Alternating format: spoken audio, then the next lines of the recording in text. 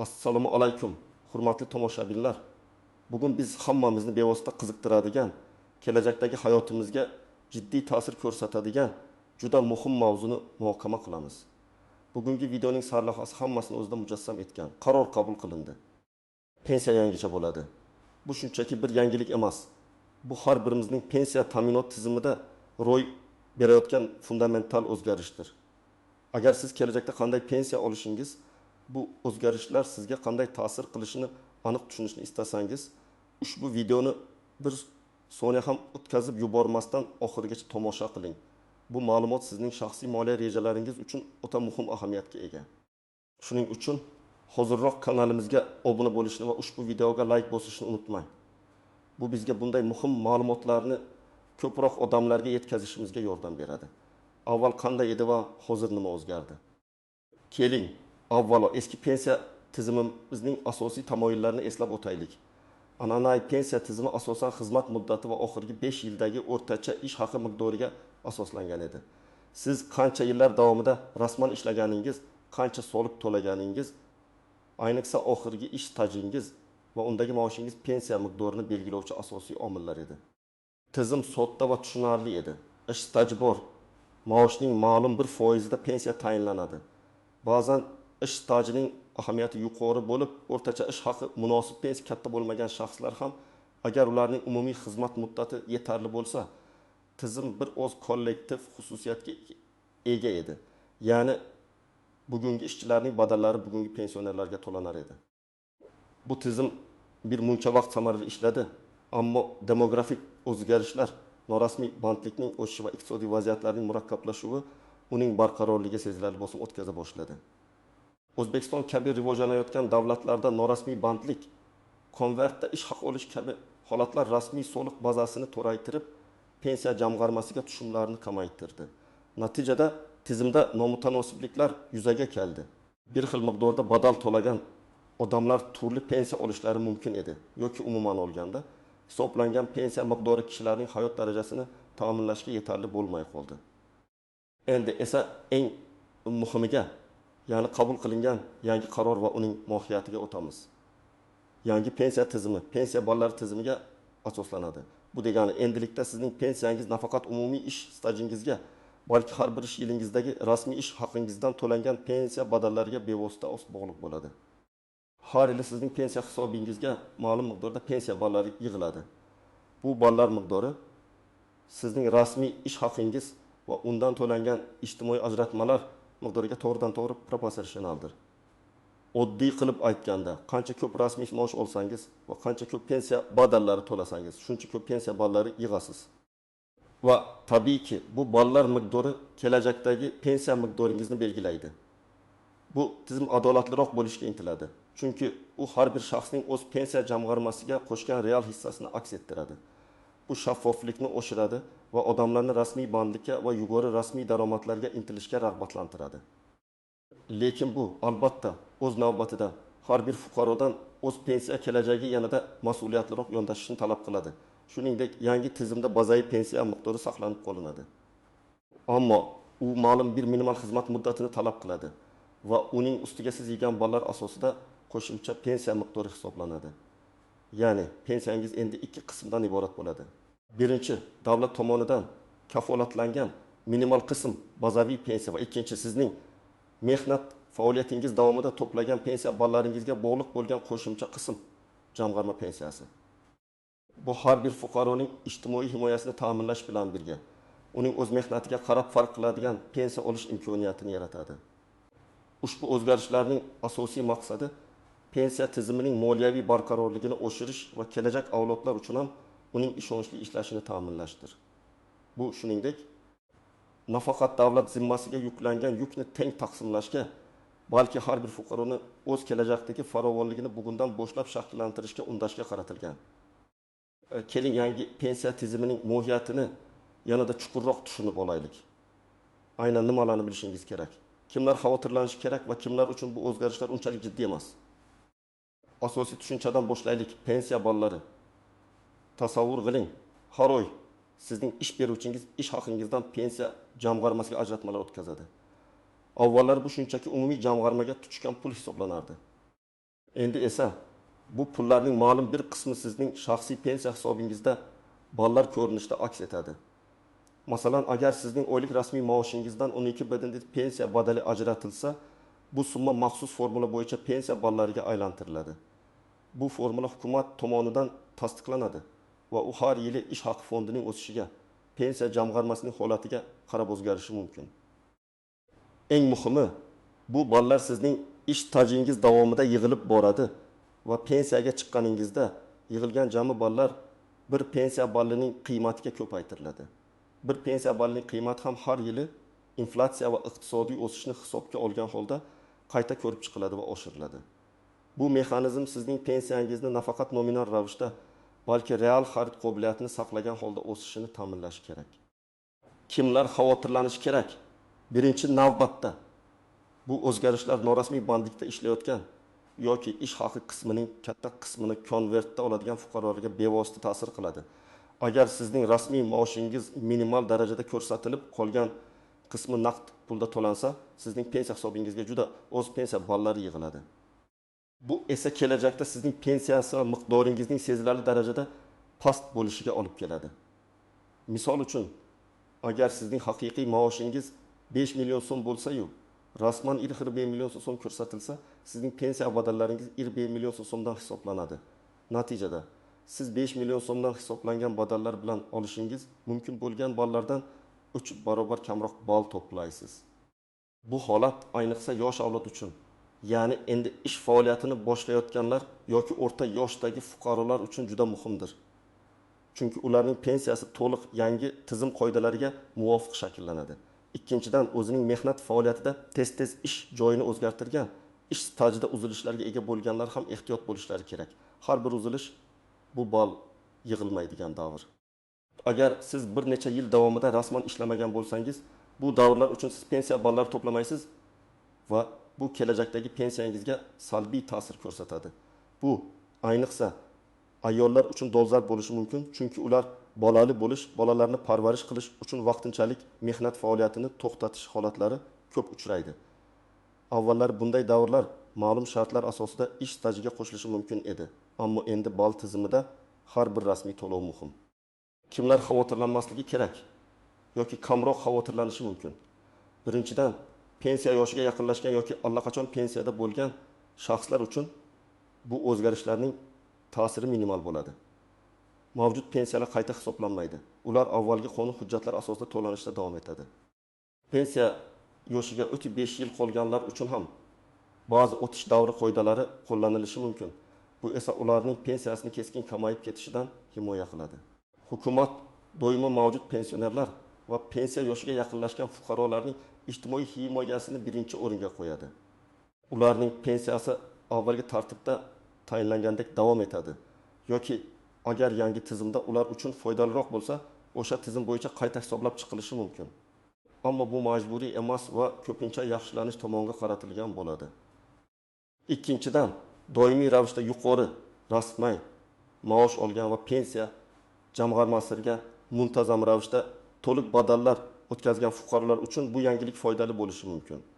Ularning to'plagan ballari ko'p bo'ladi va pensiyaga chiqqanda ular avvalgi tizimga nisbatan yuqoriroq pensiya olish imkoniyatiga ega bo'lishlari mumkin.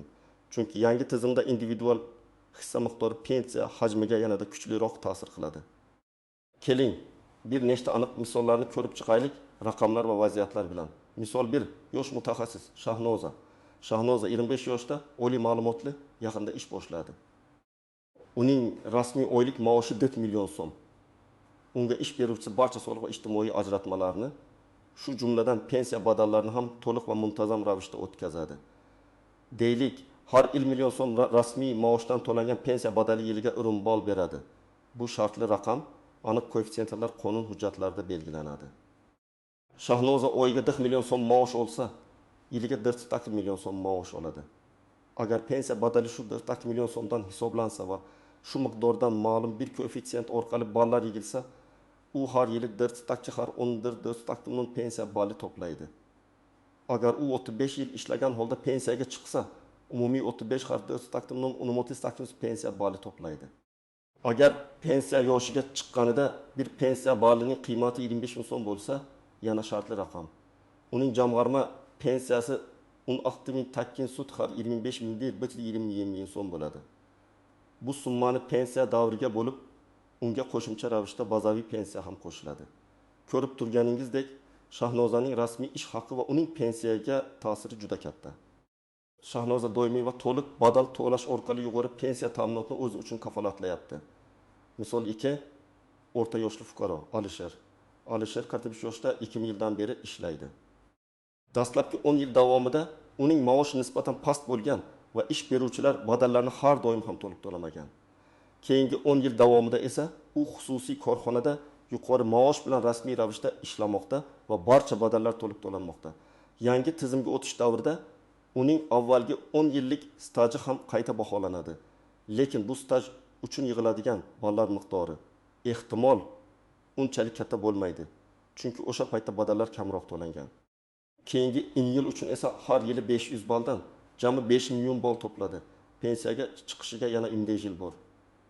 Agar u shu 10 yil davomida ham Shahnozanikidek yuqori maosh bilan ishlashda davom etsa va har yili 480 bal to'plasa, qo'shimcha 10 har 480 7200 bal yig'adi. Uning jami ballari 5000 avvalgi hisoblab chiqilgan, 5000 keyingi 10 yil 7200 urdin 7200 balni tashkil qiladi. Bu Shahnozanikiga yaqin, ammo Alisher o'zining mehnat faoliyatining boshida yo'qotgan imkoniyatlari sababli potensial yuqoriroq pensiyani bo'y bergan bo'lishi mumkin. Bu misol har bir ish yilidagi badallarning ahamiyatini ko'rsatadi. Avvallari Alisherning umumiy staji va oxirgi 5 yillik ish haqi muhimroq bo'lardi. Endi esa har bir yilning o'z o'rni bor. Misol pensiya yoshiga yaqinlashgan fuqaro Dilshod aka. Dilshod Xatun yoshda pensiyaga chiqishiga 1 yil qoldi. U 30 yildan ortiq rasmiy ish stajiga ega. Uning pensiyasi asosan eski tizim qoidalariga muvofiq hisoblanadi. Chunki yangi tizimga to'liq o'tish jarayoni bosqichma-bosqichga oshiriladi va Dilshod aka kabi yoshi katta fuqarolarning huquqlari himoya qilinadi. Uning hisoblangan pensiya miqdori avvalgi qoidalarga muvofiq aniqlanadi va yangi bal tizimi uning pensiyasini kamaytirmaydi. Agar yangi tizim bo'yicha uning pensiyasi ko'proq chiqsa, u yangi tizim bo'yicha ham pensiya olish huquqiga ega bo'ladi. Lekin bu majburiy emas. Hukumat odatda bunday o'zgarishlarni kimgadir zarar yetkazish maqsadida emas, balki tizimni yaxshilash va kelajak uchun mustahkamlash maqsadida amalga oshiradi. Demak, Dilshod aka xavotirlanmasa ham bo'ladi. Har qanday yangi tizimda bo'lgani kabi, pensiya ballari tizimida ham ba'zi istisnolar, e'tibor berish lozim bo'lgan murakkabliklar va kutilmagan jihatlar mavjud. Keling, ularni birma-bir ko'rib chiqamiz. Birinchidan, o'zini o'zi band qilgan fuqarolar, yakka tartibdagi tadbirkorlar va fermer xo'jaligi a'zolari uchun qanday bo'ladi? Avvallari ular belgilangan minimal miqdorda ijtimoiy soliq to'lab, ish stajiga ega bo'lishlari mumkin edi. Yangi tizimda ham ular o'zlarining pensiya badallarini mustaqil ravishda to'lashlari kerak bo'ladi. Ammo bu badallar endilikda ularga bevosita pensiya ballari ko'rinishida qaytadi. Ya'ni ular qancha ko'p badal to'lasalar, shuncha ko'p bal yig'ishadi. Bu ularni o'z daromadlarini to'g'ri ko'rsatishga va pensiya jamg'armasiga muntazam ravishda to'lovlarni amalga oshirishga undaydi. Misol uchun, yakka tartibdagi tadbirkor minimal ijtimoiy soliq to'lab, yiliga ertalabki nonushta uchun yetarli bo'ladigan miqdorda bal yig'ishi mumkin. Ammo agar u o'z daromadlaridan kelib chiqib ko'proq badal to'lasa, masalan, o'rtacha ish haqidan kelib chiqqan holda, uning yig'gan ballari ham shunga mutanosib ravishda oshadi va u kelajakda yanada munosib pensiyaga ega bo'ladi. Bu toifa uchun o'z pensiya kelajagini mustaqil rejalashtirish imkoniyati paydo bo'ladi. Ikkinchidan, xorijda ishlagan fuqarolar masalasi. Xorijda ishlagan davrda sizning pensiya jamg'armasiga rasman hech qanday badal o'tkazilmagan bo'lsa, bu davrlar uchun pensiya ballari yig'ilmaydi. Bu esa kelajakdagi pensiya miqdoringizga salbiy ta'sir ko'rsatishi mumkin. Biroq O'zbekiston bir qator davlatlar bilan pensiya ta'minoti bo'yicha shartnomalar tuzgan. Agar siz shunday davlatlarda rasmiy ravishda ishlagan bo'lsangiz va u yerda pensiya badallari to'lagan bo'lsangiz, bu davrlar O'zbekistondagi pensiya stajiga qo'shilishi yoki o'sha davlatda pensiya olish huquqini berishi mumkin. Ammo bu shartnomalar doirasida ham pensiya ballari mexanizmi har doim ham to'liq qo'llanilmaydi. Shuning uchun xorijdan qaytgan fuqarolar pensiya jamg'armasining hududiy bo'limlariga murojaat qilib, o'zlarining vaziyatlarini aniqlashtirishlari shart. Ehtimol, sizga qo'shimcha badallar to'lash orqali yo'qotilgan ballarni qoplash imkoniyati taklif etilishi mumkin. Bu esa to'lovlarni qayta hisoblashga imkon beradi. Bu muhim nuans, chunki xorijda mehnat qilgan millionlab fuqarolarimiz bor. Uchinchidan, pitfalls, ya'ni e'tibor berilishi lozim bo'lgan kamchiliklar va xatolar. Eng katta xato bu o'z pensiya hisobingiz holatini nazorat qilmaslik. Ko'pchilik o'zining mehnat daftarchasidagi yozuvlarga ishonib, pensiya badallari to'g'ri o'tkazilayotganini tekshirmaydi. Ammo ish beruvchi ba'zan badallarni to'liq yoki umuman o'tkazmasligi mumkin. Yangi tizimda har bir badal sizning pensiya ballaringizga bevosita ta'sir qilgani uchun bu masalaga juda jiddiy yondashish kerak. Siz davlat xizmatlari markazlari orqali yoki pensiya jamg'armasining elektron xizmatlari portali orqali o'z shaxsiy pensiya hisobingizdagi ballar yig'ilishini muntazam ravishda tekshirib turishingiz shart. Agar qandaydir nomuvofiqliklarni aniqlasangiz, darhol ish beruvchingizga yoki pensiya jamg'armasiga murojaat qiling. Bu sizning kelajakdagi pensiyangizni himoya qilishning eng samarali yo'li. Yana bir pitfall shundaki, bonuslar, mukofotlar va bir martalik to'lovlar pensiya badallarini hisoblashda har doim ham to'liq inobatga olinmaydi. Ba'zi kompaniyalar o'z xodimlarining rasmiy maoshlarini past ko'rsatib, qolgan qismini mukofot yoki moddiy yordam sifatida to'lashadi. Agar bu pullardan pensiya badallari ajratilmasa, ular sizning pensiya ballaringizga qo'shilmaydi. Shuning uchun ish beruvchingiz bilan munosabatlaringizda, ayniqsa mehnat shartnomasini tuzishda barcha to'lovlar rasmiylashtirilganligiga va ulardan ijtimoiy badallar, shu jumladan pensiya badallari ham to'liq ajratilayotganligiga ishonch hosil qiling. 4-dan, unobvious nuances, kutilmagan noaniq jihatlar. Yangi tizimda har bir yilning o'z ahamiyati bor. Oldingi tizimda pensiyaga chiqishdan avvalgi 5 yildagi yuqori maosh pensiya miqdorini sezilarli darajada oshirishi mumkin edi.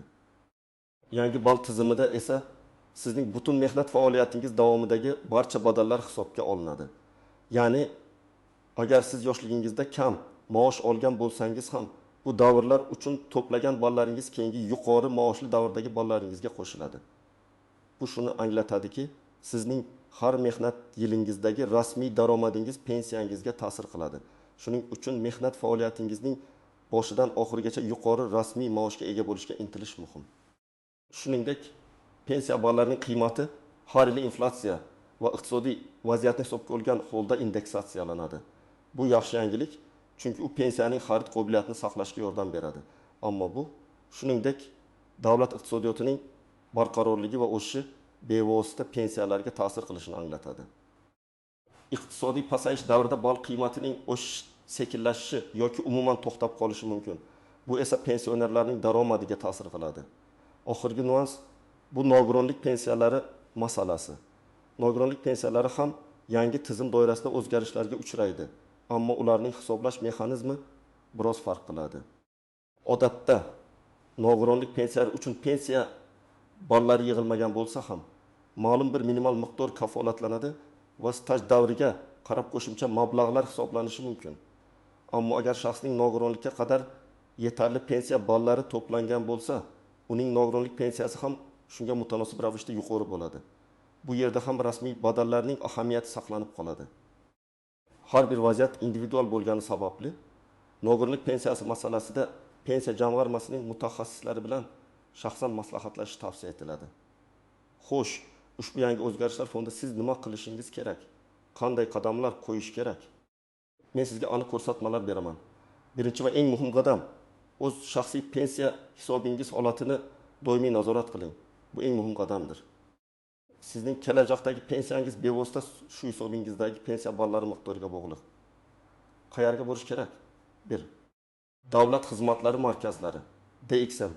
Har qanday DXM filialiga shaxsingizni tasdiqlovchi hujjat pasport bilan murojaat qilib, o'zingizning pensiya hisobingiz haqida ma'lumot olishingiz mumkin. Ular sizga o'z xizmat muddatingiz, to'langan badallar va yig'ilgan pensiya ballaringiz to'g'risidagi hisobotni taqdim etishlari shart. 2. Pensiya jamg'armasining hududiy bo'limlari. Agar DXM orqali yetarli ma'lumot ola olmasangiz yoki aniqroq savollaringiz bo'lsa, bevosita pensiya jamg'armasining sizning yashash joyingizdagi bo'limiga murojaat qiling. U yerdagi mutaxassislar sizning har bir savolingizga javob berishga majbur. Elektron hukumat portali. MyPokufuz. Bu eng qulay usul. Agar sizda elektron raqamli imzo ERI bo'lsa, MyPocketFuz portali orqali pensiya ta'minoti bo'limiga kirib, o'z shaxsiy kabinetingizda barcha ma'lumotlarni onlayn tarzda ko'rishingiz mumkin. Bu yerda sizning ish stajingiz, rasmiy maoshingizdan o'tkazilgan badallar va yig'ilgan ballar haqidagi ma'lumotlar aks etadi. Bu xizmat doimiy ravishda yangilanib boradi va sizga o'z hisobingizni har qanday vaqtda tekshirish imkonini beradi. Nimalarni tekshirish kerak? Ish staji muddati, mehnat daftarchangizdagi yozuvlar bilan elektron ma'lumotlar mos kelishini tekshiring. Ish haqi miqdori. Rasmiy ish haqingizdan pensiya badallari to'g'ri hisoblab, to'liq o'tkazilayotganini tekshiring. Ayniqsa o'tkazilgan badallar miqdori sizning rasmiy maoshingizdan kelib chiqqan holda to'g'ri ekanligiga ishonch hosil qiling. Yig'ilgan pensiya ballari har yili qancha ball to'playotganingizni va umumiy ballaringiz miqdorini kuzatib boring. Ikkinchi qadam, norasmiy bandlikdan voz keching. Agar sizning ish haqingiz konvertda to'lansa yoki uning katta qismi rasmiylashtirilmasa, ish beruvchingiz bilan bu masalani hal qiling. Tushuning, har bir rasmiy bo'lmagan so'm sizning pensiyangizdan kamayadi. Bu yerda ikki yo'l bor. 1. Ish beruvchingiz bilan muzokara qiling. Undan barcha to'lovlarni rasmiylashtirishni talab qiling. Mehnat shartnomasida belgilangan maosh miqdori haqiqiy maoshga mos kelishini ta'minlang. Ish joyingizni o'zgartirish haqida o'ylang. Agar ish beruvchi sizning talabingizni bajarmasa, kelajakdagi pensiyangizni o'ylab, rasmiy ish haqi to'laydigan va barcha badallarni o'z vaqtida o'tkazadigan ish joyini topish haqida o'ylashga majbur bo'lasiz. 3-qadam, hujjatlaringizni tartibga soling. Mehnat daftarchasi. Elektron mehnat daftarchasi. Undagi barcha yozuvlarning to'g'riligini tekshiring. Agar qandaydir xatoliklar yoki bo'shliqlar bo'lsa, ularni hozirdan bartaraf etishga harakat qiling. Elektron mehnat daftarchasi tizimida ham barcha ma'lumotlarning aks etganligiga ishonch hosil qiling. Ish haqi to'g'risidagi ma'lumotnomalar. Agar siz eski tizim davrida ishlagan bo'lsangiz va o'sha davrdagi maoshlaringiz pensiya jamg'armasi ma'lumotlar bazasida yo'q bo'lsa, bu ma'lumotnomalarni korxona arxivlaridan yoki pensiya jamg'armasi orqali tiklashga harakat qiling. Bu ayniqsa pensiya yoshiga yaqinlashganlar uchun muhim. Nikoh guvohnomasi, tug'ilish haqidagi guvohnomalar. Oilaviy holatingiz o'zgarganda, masalan, familiya o'zgarganda, barcha hujjatlardagi ma'lumotlarning mos kelishiga e'tibor bering. Bu pensiya rasmiylashtirishda asossiz kechikishlarning oldini oladi. 4-qadam. Qo'shimcha ixtiyoriy badallar to'lash imkoniyatini o'rganing. Agar sizda norasmiy bandlik davrlari bo'lgan bo'lsa yoki o'z pensiyangizni yanada oshirishni istasangiz, qo'shimcha ixtiyoriy badallar to'lash imkoniyatini o'rganing. Pensiya jamg'armasi ba'zi sharoitlarda o'zingiz xohlagan miqdorda qo'shimcha badallar to'lash orqali yo'qotilgan ballarni qoplash yoki kelajakdagi pensiya miqdorini oshirish imkoniyatini berishi mumkin. Bu imkoniyatlar haqida pensiya jamg'armasining mutaxassislari bilan maslahatlashing. Bu ayniqsa o'zini o'zi band qilganlar, chet elda ishlaganlar yoki ish stajida uzilishlar bo'lganlar uchun foydali bo'lishi mumkin. Siz to'lagan har bir qo'shimcha so'm kelajakda sizning farovonligingizga qo'yilgan investitsiya hisoblanadi. 5-qadam. Pensiya masalalari bo'yicha seminar va tushuntirish ishlarida ishtirok eting. Pensiya jamg'armasi va boshqa tegishli tashkilotlar muntazam ravishda fuqarolar uchun tushuntirish ishlarini olib boradi. Bu tadbirlarda qatnashish orqali siz eng so'nggi yangiliklar va o'zgarishlar haqida xabardor bo'lishingiz, shuningdek, o'zingizni qiziqtirgan savollarga mutaxassislardan bevosita javob olishingiz mumkin. Unutmang, sizning pensiya kelajagingiz bugungi kuningizga bog'liq.